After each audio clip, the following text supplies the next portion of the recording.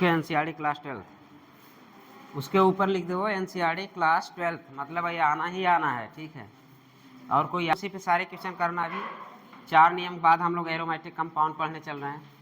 हकल rule सब follow करेंगे। Aromatic है, एंटी एरोमेटिक है कि नॉन एरोमेटिक। आज हम लोग एरोमेटिक लगभग एक हद तक ख़त्म कर लेंगे, अगर टाइम रहा तो। टाइम ही तो नहीं रहता। सुबह सोचता हूँ जल्दी, अब मैं सोचा तो मैसेज करने वाला था 8 बजे सब लोग आ जाएंगे। अब मेरे पास 8 बजे के बाद 10 मरीज आ गए। अब मरीज को छोड़ू, इधर दे दिक्कत। चलिए क्वेश्चन लिखिए।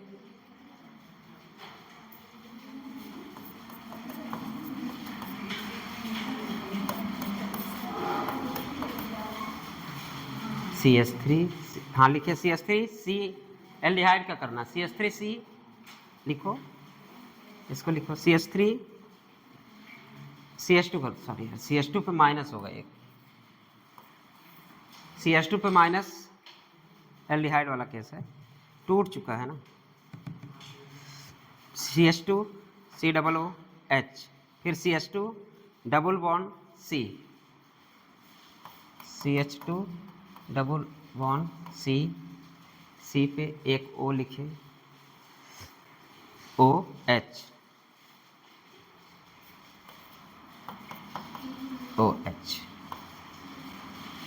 पॉजिटिव चार्ज आएगा CH2 पे। चलिए स्टेबिलिटी बताइए आप लोग।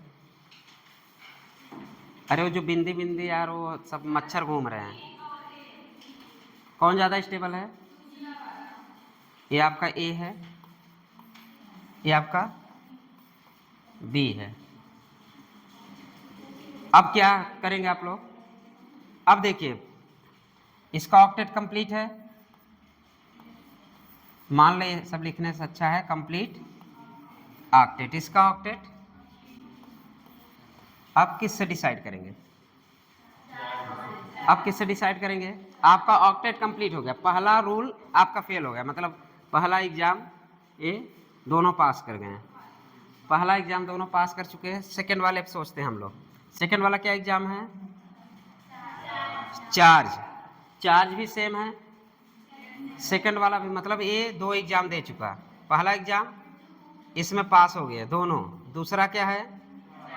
चार्ज, इसमें दोनों पास हो गए। अब क्या सोचेंगे? अब हम EN के बारे में सोचेंगे, मतलब स्टेप वाइज स्टेप, कोई भी स्टेप इधर उधर हुआ तो आपका आंसर गलत। अब क्या सोचेंगे हम लोग? EN। अब हम लोग तो पढ़े ही हैं, मोर EN ग्रुप पे अगर नेगेटिव चार्ज हो तो आर मोर स्टेबल। तो इसमें आंसर क्या जाएगा? इसमें कोई दिक्कत? यहाँ कोई दिक्कत। सबसे पहले क्या देखना? ऑक्टेट। तो ऑक्टेट सबका क्या है? कंप्लीट। दूसरा क्या है? चार्ज। चार्ज दोनों में सेम। तीसरा क्या है? EN। EN आपका क्या है? मोर EN एटम पे मोर नेगेटिव चार्ज। तो क्या हो जाएगा? अगला क्वेश्चन नंबर डाल दीजिए जो भी 20-25। चलिए हम 23 मान ले, कल 20 तक शायद हुआ था क्या। चलिए लिखिए।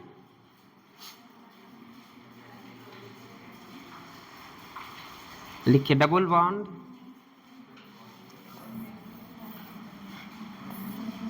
ए है और एक स्ट्रक्चर और है।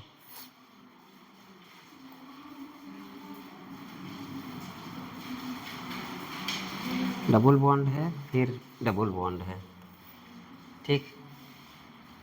दूसरा आपके पास है डबल बॉन्ड,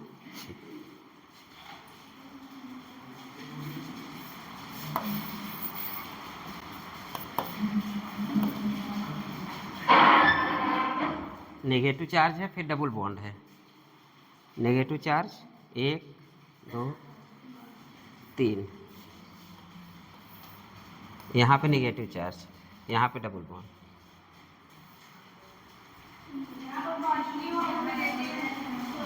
एक पे नेगेटिव है, अल्टरनेट है ना? हाँ ठीक है, अल्टरनेट है। कौन ज़्यादा स्टेबल होगा? पहला ज़्यादा, इधर प्लस है, ठीक है, और इधर वाले पे क्या कोई चार्ज नहीं है। अब बताइए कौन ज़्यादा स्टेबल है? क्यों? आ जाओ। पहला वाला क्योंकि न्यूट्रल है। और क्या है? कंप्लीट ऑक्टेट है कि नहीं? किसका इसमें कंप्लीट ऑक्टेट है? किसका इसमें कंप्लीट ऑक्टेट है? हाँ,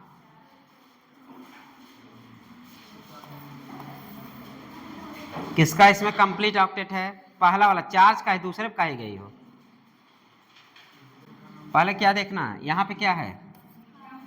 यहाँ पे क्या है? कहीं भी दिख जाए इनकम्प्लीट, जैसा भी इन्होंने बताया कि ऑक्सीजन यहाँ भी कंप्लीट कर लिया है। मैं चार्ज भी तो है, चार्ज किस पे लगा? उस एटम के देखो, पूरे एटम की बात करो, कहीं कहीं इनकम्प्लीट दिख जाए तो इनकम्प्लीट है, कहीं भी इनकम्प्लीट दिख जाए वो इनकम्प्लीट है। तो हम सबसे पहले देखेंगे कंप्लीट है कि नहीं। कंप्लीट है क्योंकि ये बॉन्ड बना 1 2 3 4, ये सब हाइड्रोजन लगे हैं ना, लगे हैं कि नहीं? सब पे हाइड्रोजन लगे हैं। अब 4 बॉन्ड बना लिया, मतलब कार्बन कितना बॉन्ड बनाता है? 4, तो ऑक्टेट उसका कंप्लीट हो जाता है, मतलब कंप्लीट ऑक्टेट। पहले वाले में कंप्लीट ऑक्टेट है, दूसरे वाले में इनकम्प्लीट ऑक्टेट है, तो स्टेबिलिटी किसकी ज़्यादा है? पहले वाले की। चलिए अब एक ही क्वेश्चन में सारे नियम लगाएंगे, जो भी क्वेश्चन नंबर क्या हो। हम 26 है, चलिए 26। चलिए लिखिए, पहला क्वेश्चन लिखिए। CH3, फिर आप लोग लिखवा दीजिएगा हमें। CH3 CH double bond, CH3 CH double bond, CH CH, हाँ हाँ फिर से CH3 CH double bond, CH double bond, CH, फिर O, फिर CH3, ईथर वाला टाइप जैसे खींचते हैं आप लोग। हो गया? चलिए CH3, दूसरा दूसरा दूसरा थोड़ा गैप करके करना, थोड़ा इसमें पूरा नियम लगाएंगे हम लोग।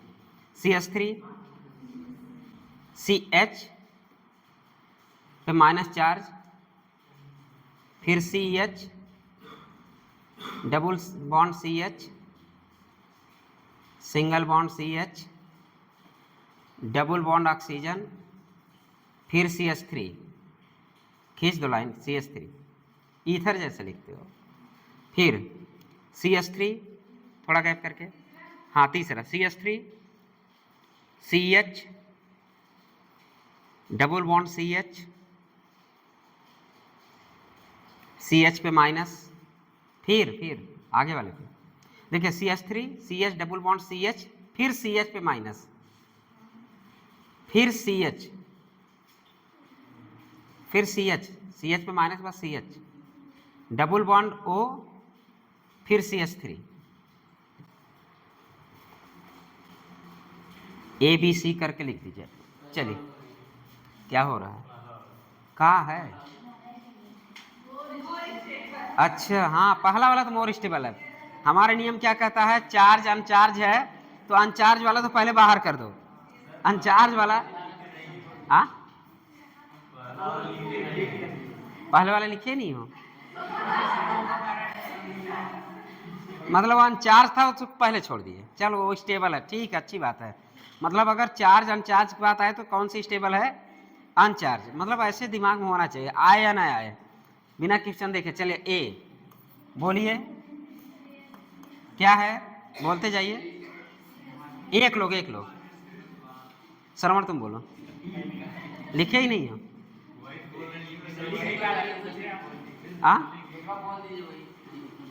चलो तुम साधना तुम बोलो, लिखी है, बोलो।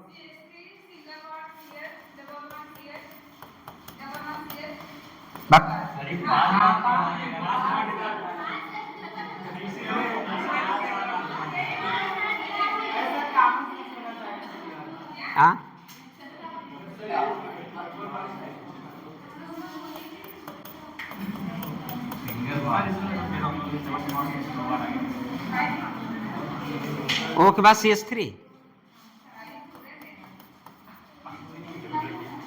1 मिनट से 2 3 1 4, ठीक है। क्या चीज?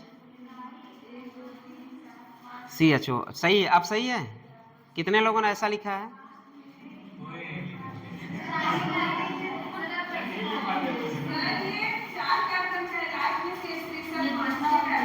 कहाँ 5 कार्बन है तुम्हारा? लास्ट में 5 कार्बन कहाँ दिख गया?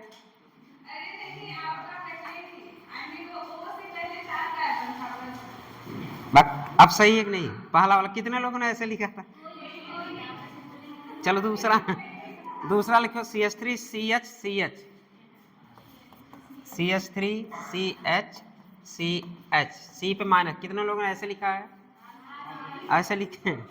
फिर लिखो double bond CH double bond CH। हम सोचे थोड़ा तुम लोग हेल्प करोगे मेरा, तुम लोग हेल्प ही नहीं किए। क्या चीज? अच्छा हाँ, एक डबल बॉन्ड और है, एक डबल बॉन्ड के O है ना, डबल बॉन्ड पे O, तभी तो इस पे पॉजिटिव चार्ज लगवाए थे। चलिए डबल बॉन्ड सी नहीं, पॉजिटिव लगाएंगे तभी 3 बॉन्ड बनाएगा। दिमाग में तो बैठा, पहले आते हैं मेरा लाइन यही था, ऑक्सीजन ऐसे ऐसे, तो ये वाली तो लाइन भूलना ही नहीं है। इसीलिए मैं पूरा पहले से 2 चीजें बताना था, पहले से क्लियर कर लिया था, ताकि तुम लोग ऑक्टेट गिनने में कोई दिक्कत ना आए। हो गया, 2 हो गया, ठीक। तीसरा लिखिए, अब तो लिख लेंगे ना। तीसरा CH3 CH double bond CH3 CH double bond, CH3 CH double bond CH पे माइनस, फिर CH ना, पता है पता है पता है पता है।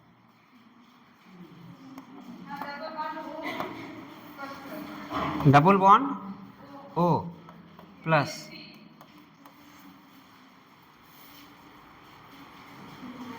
ये आपका A है, ये आपका C है, B है। ऑर्डर बताना है आप लोगों को। चलिए पहला नियम अपनाइए आप लोग। पहले वाले में ऑक्टेट कंप्लीट है, सबका कंप्लीट है, सबका कंप्लीट है, कंप्लीट ऑक्टेट। पहली लाइन यहाँ कंप्लीट ऑक्टेट, सबका कंप्लीट ऑक्टेट है क्या? इसमें कोई डाउट? एक एग्जाम में क्या हुआ, सबने पास। दूसरी बात करें हम लोग चार्ज की, हम पहले में क्या है, अब तो एकदम दिख गया, सबसे पहले यही होगा क्योंकि अनचार्ज है, ठीक है। ये होगा हमारा O कंप्लीट ऑक्टेट।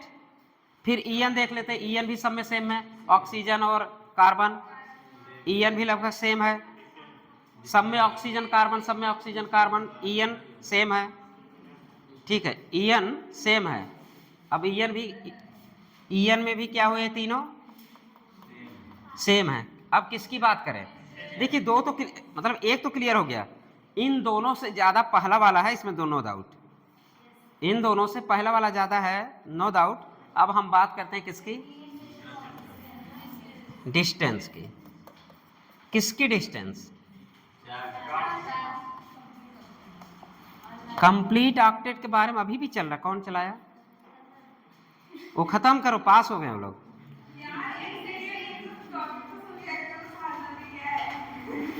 क्या हुआ?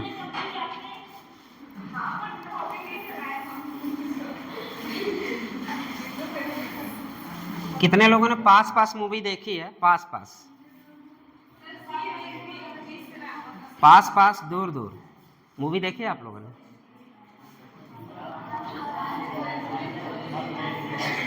पास पास मूवी अच्छी है ना, घरेलू मूवी है, मतलब सामाजिक मूवी है, पारिवारिक मूवी है।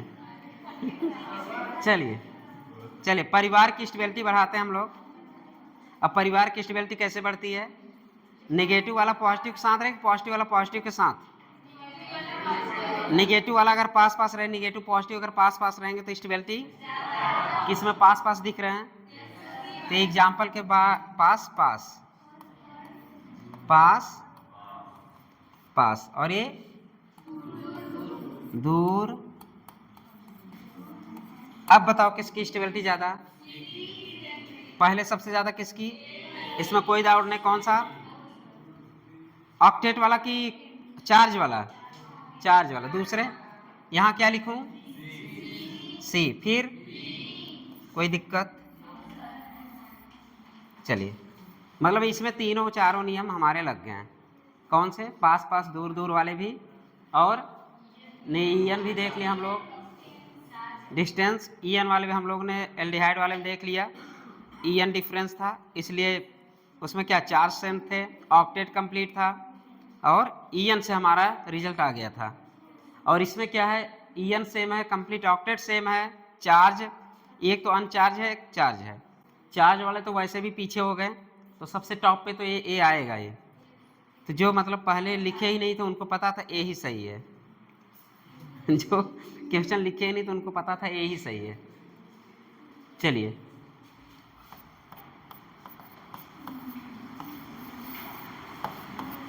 सोचते होंगे नोट आता है तो फिर नोट के बाद एक क्वेश्चन आते हैं। चलिए, फिनाल वाला हो गया आपका, ए हो गया कंप्लीट, सारे क्वेश्चन लगभग कंप्लीट, सारे क्वेश्चन लगभग कंप्लीट। चलिए लिखिए note. if lone pair or negative charge, if lone pair or negative charge participate in resonance, if lone pair and negative charge participate in resonance, then their called as then their नहीं their THER, there नहीं बोला हूँ, हाँ THER there, इसलिए दियर बोला हूँ, dear नहीं, dear मत लिखना, ठीक। चलो, then they're called as delocalized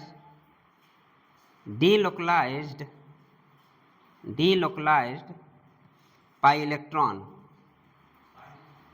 electron, पूरा इलेक्ट्रॉन ना लिखा करो, ई पे एक चार्ज लगा दिया करो, पाई इलेक्ट्रॉन हो गया। फिर लिखिए and not include in hybridization, not include in hybridisation.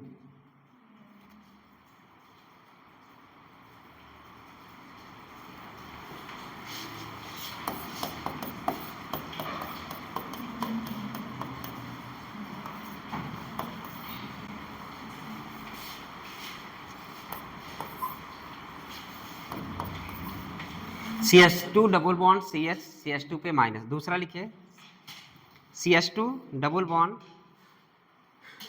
लिखिए CH2 double bond CH NH2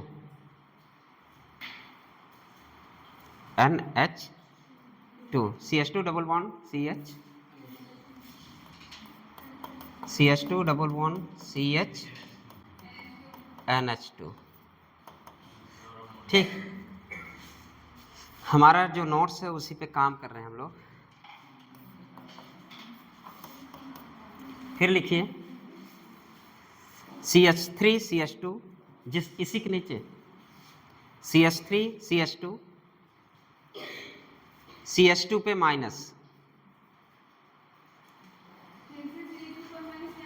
CH3 CH2 CH पे, मतलब CH2 फिर बोले ना, CH3 CH2 पे माइनस, CH3 CH2 पे माइनस, फिर उसके सामने लिखिए CH3 CH2 NH2,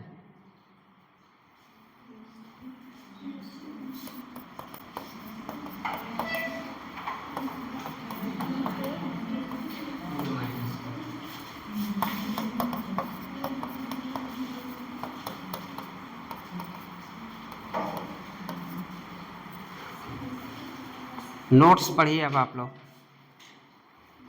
Ritesh notes पढ़ो, नोट पढ़ो, नोट। हाँ हाँ खड़े हो जाओ, नोट पढ़ो। participate in the resonance, then this called as the delocalized pi electron and not include in the hybridization. मतलब इन्होंने क्या बोला, लोन पेयर और negative charge participate in resonance. ये बताइए इसमें कहाँ रेजोनेंस दिख रहा है, यहाँ कहाँ पे रेजोनेंस, नीचे वाले में दिख रहा है कि ऊपर वाले में? ऊपर वाले में रेजोनेंस दिख रहा है, लोन पेयर रेजोनेंस है पाई बॉन्ड से, यहाँ भी नेगेटिव चार्ज लोन पेयर है पाई बॉन्ड से। ये बताइए हाइब्रिडाइजेशन पार्टिसिपेट करेगा? नोट में यही लिखा है हम लोग, हाइब्रिडाइजेशन पार्टिसिपेट नहीं करेगा। इसमें कोई दिक्कत? समझ, दोनों एग्जाम्पल समझ में आया। और नीचे वाले में, नीचे वाले में कहाँ पार्टिसिपेट करेगा? देखिए अगर हम ये पार्टिसिपेट कराते हाइब्रिडाइजेशन में तो इसका हाइब्रिडाइजेशन क्या होता? 2 1 3 1 4 क्या होता?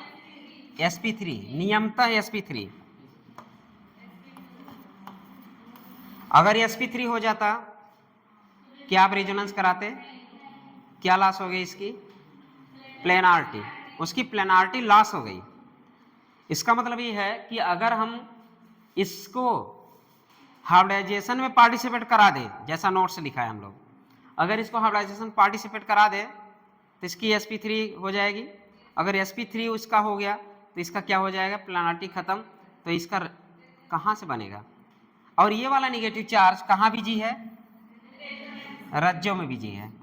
तो रज्जों में बिजी है, इसका ध्यान ही नहीं जाता कि हमें हाइब्रिडाइजेशन भी करना है। समझ में आ गया? इसका मतलब ये है कि जो नोट्स है नोट्स फिर से पढ़ो, समझ में आ जाएगा। पढ़ो, आ गया समझ में? तो नोट इसलिए है कि अगर जो आपका निगेटिव चार्ज है या लोन पेयर है, अगर वो रेजोनेंस में पार्टिसिपेट कर रहा है तो वो हाइब्रिडाइजेशन में पार्टिसिपेट नहीं करेगा। नीचे वाले एग्जाम्पल में किस में करेगा? हाइब्रिडाइजेशन में। तो जहाँ जैसी ज़रूरत पड़ेगी वहाँ इनका बिहेवियर बदलता है। ये इतना पता है, ये सब राज्यों में बिजी हैं। ये भी कहाँ बिजी है? रेजोनेंस। ठीक है, अगर जो राज्यों में बिजी हो वो आप खाली कहाँ है, वो हाइब्रिडाइजेशन लिए सोचेगा ही नहीं। इसका मतलब ये है कि अगर नेगेटिव चार्ज और इस पे लोन पेयर कहाँ पे हूँ, मतलब पार्टिसिपेंट इन रेजोनेंस, तब क्या करेंगे? हाइब्रिडाइजेशन में क्या करते हैं? पार्टिसिपेट नहीं करते हैं। और इस वाले में क्या, वही निगेटिव चार्ज और यही लोन पेयर आपका किस में पार्टिसिपेट कर रहे हैं? क्योंकि इनका जीवन साथी मिला ही नहीं कि कहीं बिजी हो, अकेला है, तन्हा है दोनों। ठीक, तो लिख लीजिए दोनों का मतलब, अकेला तन्हा अलग चीज़ है, बाकी तो राज्यों में बिजी हैं। आगे बढ़िए, लिख लिए? लिख ले क्या सब लोग? लिख लिए। देखिए रिवीजन करने में मज़ा आएगा बाद में, भले सभी बोरियस लग रहा है, थोड़ा सा टॉपिक लंबा है, लेंदी लग रहा है, लेकिन आप लोग जब रिवीजन करेंगे ना 1-2 घंटे में रिवीजन कर लेंगे। कुछ नहीं देखना, अपना नोट्स एकदम क्लियर होना चाहिए, क्या क्या नोट लिखाया गया है, उसी पे टॉपिक पे आपकी बातें होंगी, उसी टॉपिक पे आपके 8-10 एग्जाम्पल होंगे। तो बैठ जाओ तुम भी, जब भूल जाया करें तो बैठ जाया करो। पनिशमेंट नहीं, जब पनिशमेंट देना होता कह के देते, तुम खड़े रहो, ऐसे देते हैं ना।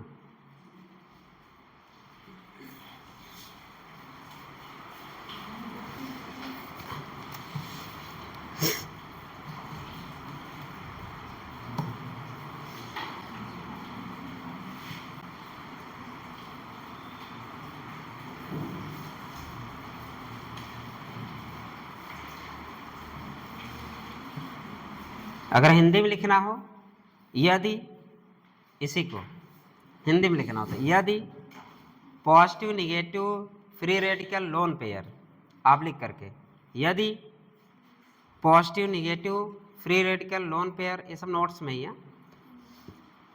रिजोनेंस में भाग ले रहे होते हैं तो इसे डीलोकलाइज कहते हैं, इसे डीलोकलाइज कहते हैं।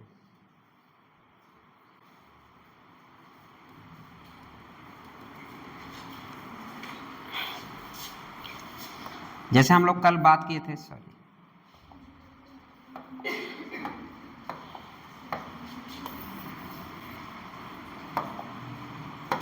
जैसे हम कल बात किए थे ना, ये क्या है आपका,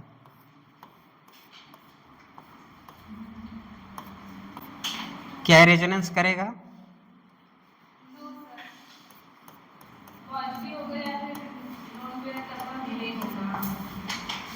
एक क्या एक करेगा? क्यों नहीं कर रहा है, कोई बताएगा?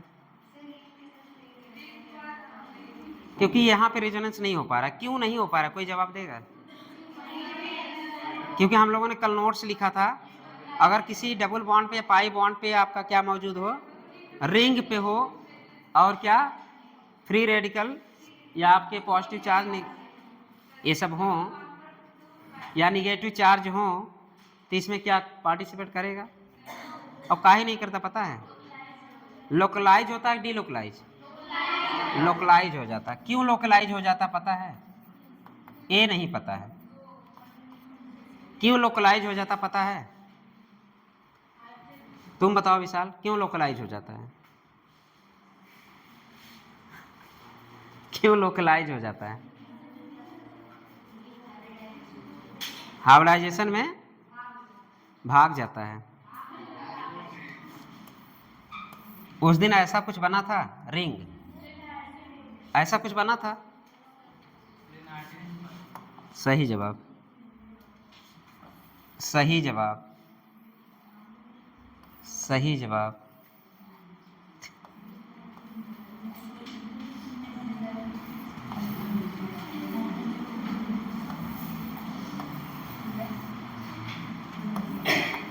हम निगेटिव चार्ज की बात करें तो मान लीजिए यहाँ निगेटिव है, यहाँ निगेटिव कहीं तो रहेगा।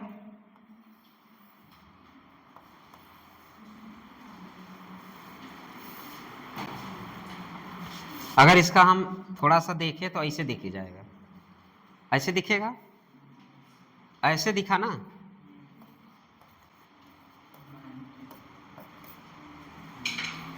सारे मॉलिक्यूल के जो आपका इलेक्ट्रॉन कहाँ पे जा रहा है? परपेंडिकुलर। अगर परपेंडिकुलर है तो प्लेनारिटी इसकी खत्म हो गई, समझे? इसकी प्लेनारिटी खत्म हो गई, मतलब कि ए वाला तो एकदम पार्टिसिपेट करेगा ही नहीं, ये आपका रिजोनेंस में भाग लेगा ही नहीं। क्योंकि 90 रज्जो कब आता है? रज्जो तो तब आता है ना जब ए ए ए ए ए ए एक क्लोज सर्किट बना, तब इलेक्ट्रॉन का फ्लो हुआ, इंड्यूस इलेक्ट्रॉन होते हैं सब। मतलब यहाँ तक तो भाग ले रहा है, लेकिन ये परपेंडिकुलर वाला क्या भाग ले रहा है? नहीं ले रहा है। किस में नहीं ले रहा है? रेजोनेंस में। इसलिए मतलब जो हम लोग नोट लिखाए थे कि अगर निगेटिव चार्ज या पॉजिटिव चार्ज या लोन पेयर आपके कहाँ मौजूद हो? Double bond in ring.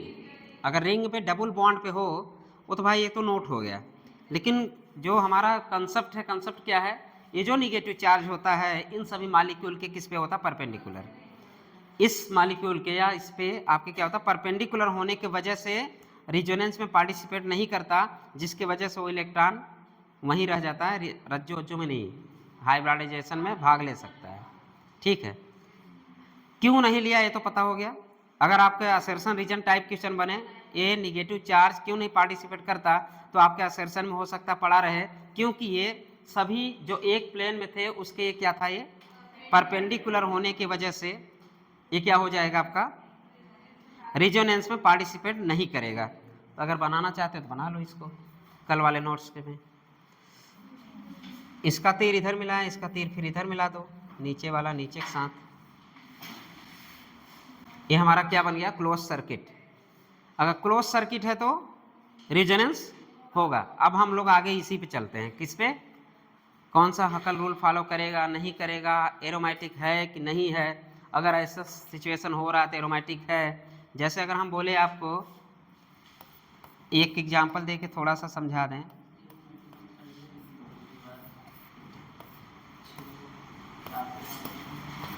इसमें से कौन सा एरोमेटिक है, कौन सा एरोमेटिक नहीं है?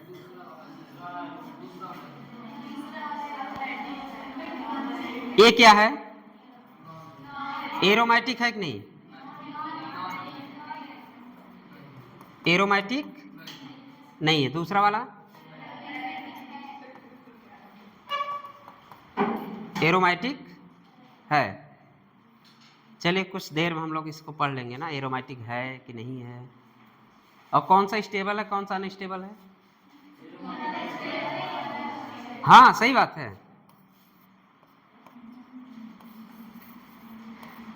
अब बताओ कौन सा स्टेबल है कौन सा अनस्टेबल है। अब बताओ कौन सा स्टेबल है कौन सा अनस्टेबल है। यहां भी दूसरा वाला स्टेबल है। देखिए रिजोनेंस के वजह से बेंजीन रिंग की स्टेबिलिटी बढ़ेगी, बट एंटी एरोमेटिक कंपाउंड में रिजोनेंस के वजह से स्टेबिलिटी उसकी घटेगी। वो है अपना एंटी एरोमेटिक। कितने पाई इलेक्ट्रॉन, 1 पेयर कि 2 पेयर, 4 इलेक्ट्रॉन 2 पेयर। अगर 2 पेयर है, अगर 2 पेयर है तो किधर जा रहा है, एरोमेटिक एंटी एरोमेटिक, 4 एन ना, ठीक है। 2 पेयर देखिए, अगर इवन में आएगा तो एरोमेटिक, ऑड में आएगा तो एंटी एरोमेटिक। अगर इन दोनों के कोई ने फॉलो करे तो नॉन एरोमेटिक। तो ये आपका क्या है, नॉन एरोमेटिक कि एरोमेटिक। 3 पेयर, 3 पेयर, 3 पेयर मतलब एंटी, मतलब मारेंगे सही हो जाए। मैंने बोला इवन होगा, इवन होगा तो एंटी एरोमेटिक। चलो अब करते हैं, अभी काहे पढ़ा ले, तब पढ़ाने के बाद मजा आएगा। चलिए डालिए एरोमेटिक, हेडिंग डालिए एरोमेटिक, मजा तो अब आएगा, अभी कहाँ। जितना बताया सब उल्टा सीधा बताया तुम लोग, एक सही है बस। बेंजीन रिंग वाले की स्टेबिलिटी ज़्यादा होगी, बस एक सही, बाकी वाला गलत है। चलिए एरोमेटिक हेडिंग डालिए।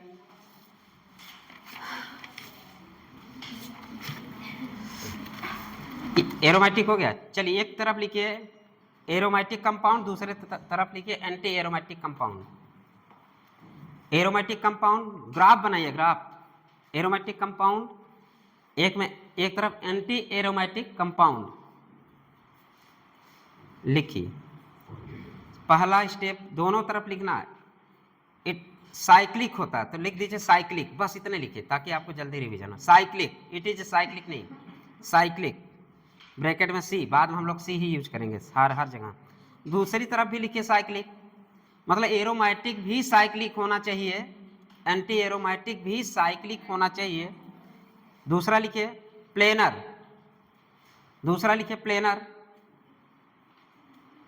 प्लेनर ब्रैकेट में लिखिए sp2 और sp, sp2 और sp, sp मतलब लीनियर ना, वो भी तो एक प्लेन। sp2 और sp, फिर उधर भी प्लेनर लिखिए। एंटी एरोमेटिक में भी आप लोग प्लेनर लिखिए, एंटी एरोमेटिक में भी आप लोग प्लेनर लिखिए। फिर लिखिए साइक्लिक, सॉरी कंप्लीट, सी लिखना है अब, complete cyclic resonance, complete cyclic resonance, complete cyclic resonance, दोनों तरफ लिखना है। और ब्रैकेट में CCR लिख देना।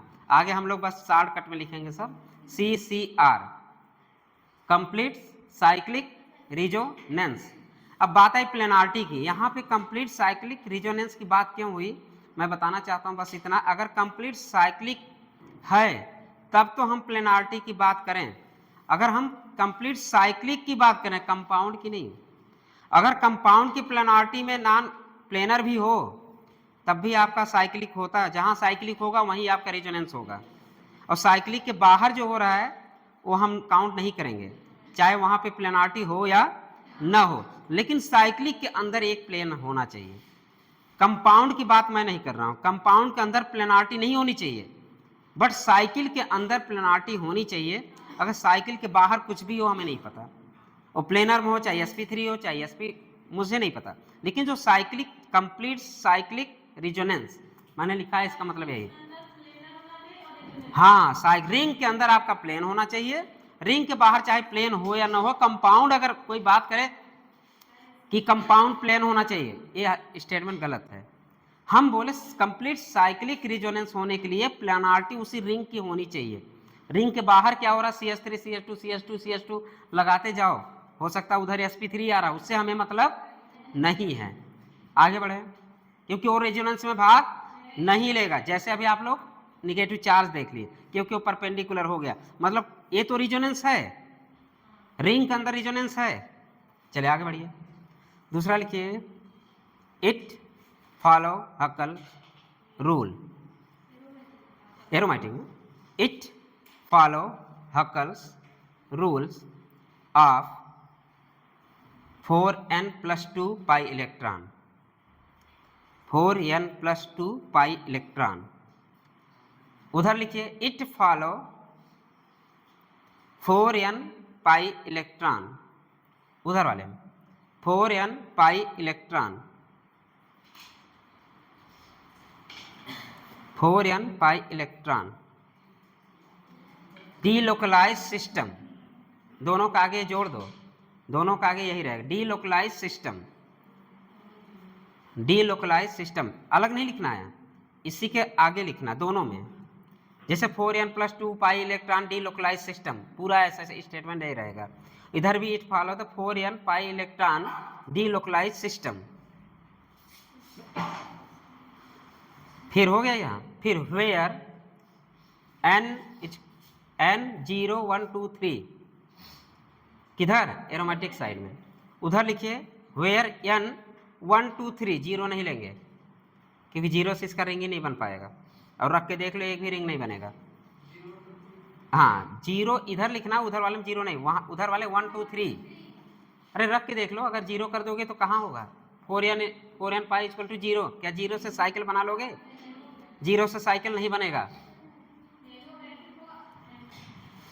एक एंटी एरोमेटिक, एंटी एरोमेटिक में एक से ही शुरू होगा, ठीक है, पाई 4 पाई इलेक्ट्रॉन। चलिए n हो गया इतना, n के नीचे आप लोग क्या लिखेंगे, ऐसे लिख दीजिए, n लिख के 0 1 2 3 4 एंड सो ऑन।